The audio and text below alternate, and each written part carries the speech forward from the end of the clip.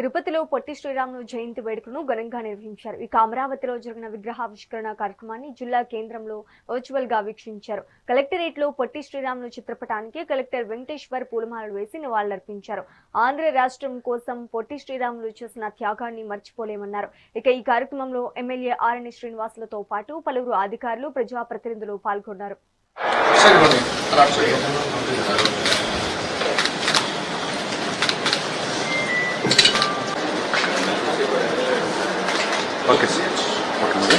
ఈరోజు within 6 months లోపల మన అమరజీవి పొట్టి శ్రీరాములు గారి విగ్రహాన్ని ఆవిష్కరించడం చాలా గర్వకారణం. అందరికి కూడా స్టాచ్యూ ఆఫ్ సాక్రిఫైస్ అంటే ఒక త్యాగానికి ఫలితంగా ఈరోజు తెలుగు రాష్ట్రమే కాదు భాషా ప్రయుక్త రాష్ట్రాలని కూడా ఏర్పడడానికి మూల కారణమైన అమరజీవి పొట్టి శ్రీరాములు గారిని మనందరం కూడా ఈ రోజు తలుచుకుంటూ పొట్టి శ్రీరాములు తెలుగు వారికి చేసిన సేవలు ఎప్పుడు మరవరాలు. ఈ విధంగా ఆయన ఆఖరికి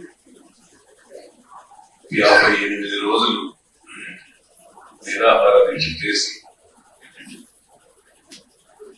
తెలుగు వారు తమిళనాడులో పడుతున్న కష్టాలు, వాళ్ళు పడుతున్న బాధలు చూసి కట్టుకోలేక 58 రోజుల అమర నిరాహార దీక్ష ఆఖరికి అమరుడైన శ్రీ పొట్టి శ్రీరాములు ఆంధ్ర రాష్ట్రాన్ని సాధించడం జరిగింది.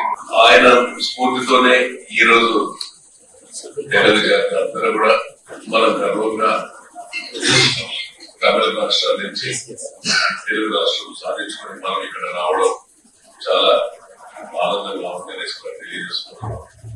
అటువంటి మహానీయుడు అమరజీవి పొట్టి శ్రీరాములు గారి స్టాచ్యూని ఈ రోజు మన గౌరవ ముఖ్యమంత్రి గారు, గౌరవ ముఖ్యమంత్రి గారు, గౌరవ బీజేపీ రాష్ట్ర అధ్యక్షుడు మాధవన్ గారి చేతుల మీదుగా మంత్రుల చేతుల మీదుగా ఈ రోజు అమరావతి రాజధానిలో 58 అడుగుల విగ్రహాన్ని మన ముఖ్యమంత్రి గారు, ఉప ముఖ్యమంత్రి గారు ఆవిష్కరించారు. రాష్ట్ర ముఖ్యమంత్రి వారు శ్రీ నారా చంద్రబాబు నాయుడు గారు, గౌరవ రాష్ట్ర ఉప ముఖ్యమంత్రి వర్యులు శ్రీ కొణిదెల పవన్ కళ్యాణ్ గారు ఆధ్వర్యంలో ఈ రోజు ఈ 58 అడుగులు ఆయన త్యాగానికి ఒక ప్రతీకగా అమరావతిలో దీన్ని మనం చేసుకోవడం మన అదృష్టం. దీన్ని పురస్కరించుకొని అన్ని జిల్లాల్లో కూడా, అదేవిధంగా అన్ని నియోజకవర్గ కేంద్రాల్లో కూడా ఈ కార్యక్రమాన్ని వీక్షించడం జరుగుతుంది. పబ్లిక్ ప్రోగ్రామ్ కూడా ఈరోజు పెట్టడం జరిగింది. అదేవిధంగా ఎక్కడైతే ఆయన విగ్రహాలు ఉన్నాయో వాటన్నింటినీ కూడా మనం ఈరోజు స్మరించుకోవడం కూడా జరుగుతుంది. కనుక ఇంత మంచి రోజు మీ అందరి సమక్షంలో ఈ కార్యక్రమాన్ని చేయడం చాలా ఆనందంగా ఉంది. ఆయన జీవితాంతం గాంధీవాదిగానే ఉన్నారు.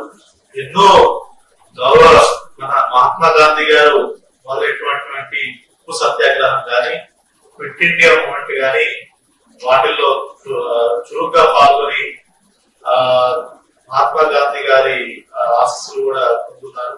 అదేవిధంగా